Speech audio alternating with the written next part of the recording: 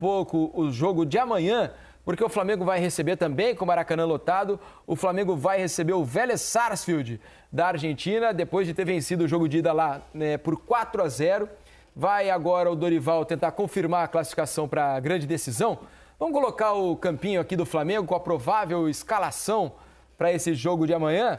Olha só, o Flamengo deve jogar com o Santos no gol, a defesa um pouco mexida, né, porque os dois zagueiros estão suspensos, os titulares, o Léo Pereira e o Davi Luiz. Então, Rodinei, Fabrício Bruno, Pablo e Felipe Luiz. João Gomes, Everton Ribeiro, o Vidal no lugar do Thiago, porque o Thiago está pendurado com 2 cartões amarelos. Então, vai Vidal junto do Arrascaeta, que é dúvida, né? O Arrascaeta com um problema no pé, né? Acabou sendo poupado no final de semana, era dúvida para esse jogo. No ataque, Pedro e Everton Cebolinha, porque Gabriel ou Gabigol também tem 2 amarelos, por isso não vai correr riscos o Dorival e vai tirar o atacante desse jogo de amanhã. Nem no banco. Nem no banco. Pelo amor de Deus. Exatamente. O Gabigol quase não reclama, né? Então até no banco ele poderia ser expulso ou tomar um cartão amarelo. É o certo a se fazer, né, PVC? Eu falei ontem um pouco sobre o Gabigol e eu vou fazer aqui uma observação. O Ministério da Saúde adverte, esta crítica é construtiva. O Gabigol é muito mais do que um jogador pilhado. O Gabigol é um jogador extraordinário. É o jogador mais jovem a fazer 100 gols em Campeonato Brasileiro. Ele tem 26 anos de idade, ele tem 100 gols em Campeonato Brasileiro em 200 jogos no Flamengo. É um número absolutamente incrível. Agora, ele não pode ser o jogador mais vezes expulso em Campeonato Brasileiro desde que ele chegou em 2019. Não pode. Ele é um atacante, né? Se ele fosse zagueiro, já era absurdo. Então, repito, o Ministério da Saúde adverte, esta é uma crítica construtiva. Gabigol, você tem que pensar em jogar futebol, você sabe muito. Você sabe jogar muito futebol. Agora, não adianta você dizer, o árbitro tem culpa, no domingo teve culpa? Claro que teve. O árbitro foi muito ruim, foi péssimo. Agora, bateu a falta com força para demonstrar sua raiva, sai e vai jogar aqui que vai abrir o braço para falar com o árbitro. Já bateu a falta com uma força que podia ser desproporcional, que o árbitro podia até fazer mais uma lambança. Bate a falta e sai para jogar. Vai para a grande área tentar fazer o gol. O jogador tem que ter um entendimento, né, Grafa? Não é fácil ali no calor do jogo, né? Quando você está sendo... E o Gabigol é muito irritado pelos outros, né? Porque ele também irrita e provoca os adversários.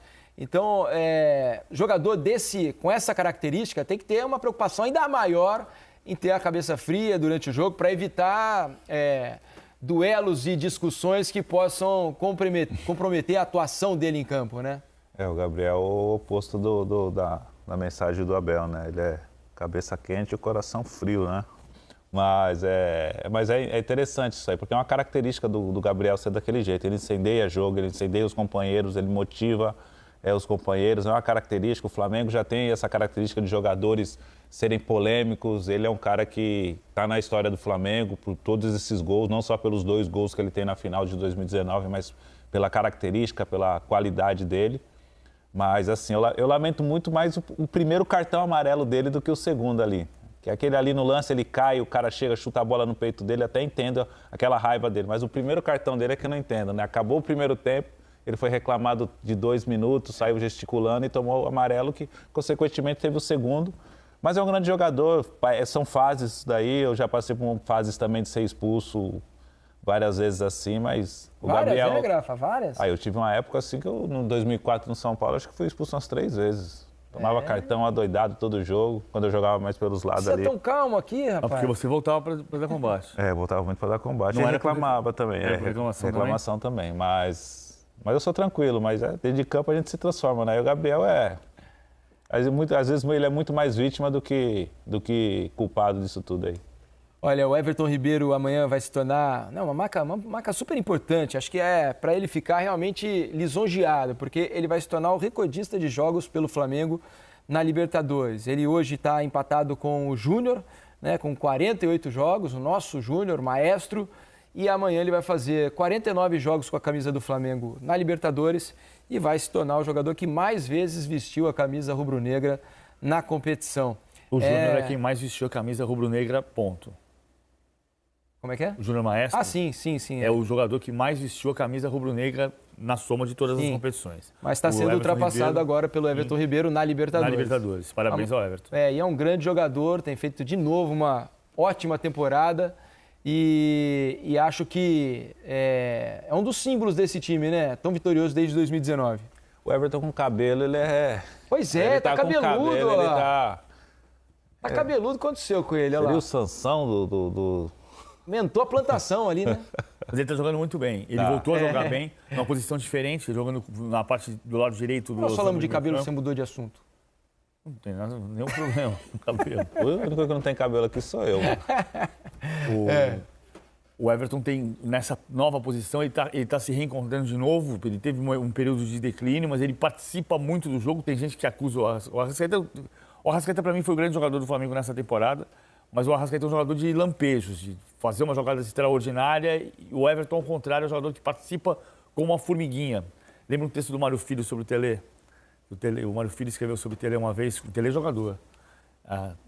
Tele não para nunca. Dito assim, parece simples. Os jogadores todos correm os 90 minutos. Seria assim não fosse Tele. Tele é o ponteiro dos segundos. Não para nunca. Esse é o Everton Ribeiro. É o ponteiro dos segundos. Uma boa definição, com uma qualidade espetacular. Pô, como é bom ver o Everton Ribeiro jogar. Amanhã ele vai ter o Vidal, né? Não muda muito, né? Vidal, Thiago Maia. Claro que o Thiago Maia talvez seja um pouco mais... Muda o posicionamento do João Gomes. Magador, Né? O João Gomes vai fazer o primeiro volante e o Vidal joga como terceiro homem de meio campo. Faz o losango do lado esquerdo com o Everton Ribeiro do lado direito. O Arrascaeta não deve jogar também, né? Porque ele tem a lesão. Está na dúvida ainda, né? É uma dúvida para esse jogo de amanhã. Eu tô curioso de saber como é que o Vélez vem. Se vai sair pro jogo ou se vem na casinha. Eu vou te falar, se eu fosse o técnico do Vélez, eu viria com o time reserva. Pô, eles estão em penúltimo lugar no Campeonato Argentino. Pô, foca lá agora, esquece. Não vai ganhar do Flamengo de 5. Se for pra cima do Flamengo, vai tomar um caminhãozinho. Não tem como. Né? É melhor ficar na casinha ali. Eu tô curioso para saber como é que vem o... Porque os 4-0 foi muito contundente do Flamengo, né? E o Vélez no pré-jogo tinha assim, a expectativa de um jogo mais complicado para o Flamengo. Sim.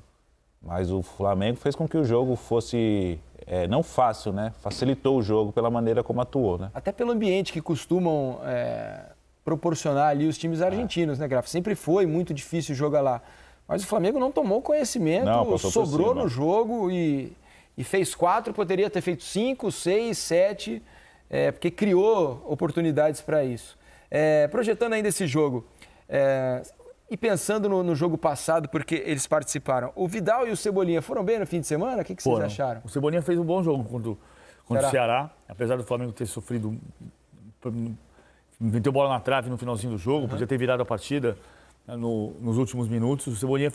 Acho que o Cebolinha fez a melhor partida dele, embora tenha feito o primeiro gol dele contra o São Paulo, que a gente está vendo aí. Acho que contra o Ceará ele rendeu mais, ele jogou mais, estava mais à vontade, estava mais solto e podia ter marcado o segundo gol dele com a camisa do Flamengo.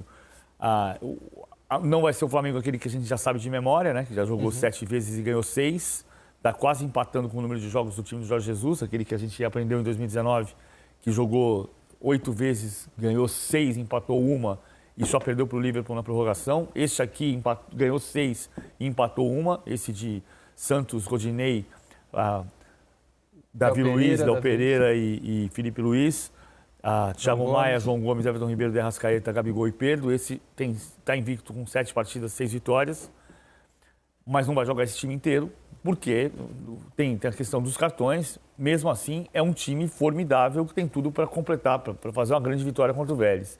No fundo, a gente está vendo que em alguns momentos, pelo desequilíbrio financeiro, em muitos momentos parece ser mais difícil jogar o brasileiro contra times da parte de baixo da tabela do que jogar a Libertadores, né? Se você pensar na dificuldade que o Flamengo teve contra o Ceará e na facilidade que teve contra o Vélez, é claro que não é sempre assim. Se você pegar o River Plate vai ser diferente, se você pegar o Boca Juniors vai ser diferente, se você fizer um jogo contra o Atlético Nacional de Medellín vai ser diferente, mas nessa semana especificamente, a gente termina a semana com a sensação, esses 8 dias com a sensação de que é mais difícil para o Flamengo enfrentar o Ceará do que enfrentar o Vélez. Sem dúvida nenhuma. E como é que você acha que chega esse Atlético para enfrentar provavelmente o Flamengo na decisão, Grafa? Como é que você imagina que vai chegar esse Atlético para a decisão? Mas tem um tempinho até lá ainda, né? Essa decisão, né? Muita coisa pode acontecer. Eu estava vendo aqui agora, você estava falando, estava prestando atenção nesse lance da cotovelada aí. É bem polêmico isso daí. Mas muita coisa vai acontecer até lá. Tem Dia 29 de outubro. Tem esse Brasileirão pela frente ainda, que o Atlético está brigando ali pelas primeiras colocações ainda. Mas creio que vai ser um Atlético bem parecido do que esses 2 jogos com o Palmeiras. um time jogando mais para frente, né, do que foi contra o Flamengo na Copa do Brasil. Eu tenho para mim, não sei se você concorda comigo, Grafite, o debate que a gente já teve aqui. Para mim, o Filipão não queria ficar tão atrás contra o Flamengo. Ele não conseguiu para jogar. Também, né? Acho que vai muito também do que os jogadores fazem dentro de campo por conta do ambiente, de ser uma decisão, de ser o Flamengo, um time que os jogadores sabem que tem uma qualidade superior a que eles estão jogando ali. Eu não sei o que pode ter acontecido ali, mas eu no meu entender, poderia ter jogado mais. Não sei se foi a ordem do Filipão, aquela coisa, os jogadores daquele jeito. Difícil ter sido ordem do técnico. Nem o técnico nenhum vai dizer para o jogador, vamos ficar fechadinho aqui, não ataque, não passem do meio campo. Não, isso. Eu acho que ele organizou a equipe. Eu tenho certeza que ele gostaria de ter atacado mais. Isso. O fato é que a maneira como ele armou e o jeito que encontrou o Flamengo do outro lado, ele não conseguiu. Né? Ele organizou a equipe também para se defender mais e tentar sair no contra-ataque, não conseguiu, tanto é que o jogo foi 1-0 para o Flamengo. Se o Atlético se expõe muito, pode ser 3, 4 quando se joga com o Flamengo aberto e exposto. Mas eu creio que dessa vez ele vai usar muito esses 2 jogos da Copa do Brasil como exemplo para utilizar na final, né? Olha, daqui a pouco a gente vai falar mais desse jogo, né? A classificação do Atlético Paranaense para a decisão da Libertadores, depois desse empate lá no Allianz Parque, em São Paulo, pelo placar de 2-2. A gente dá uma pausa aqui no futebol brasileiro para falar um pouco sobre Liga dos Campeões.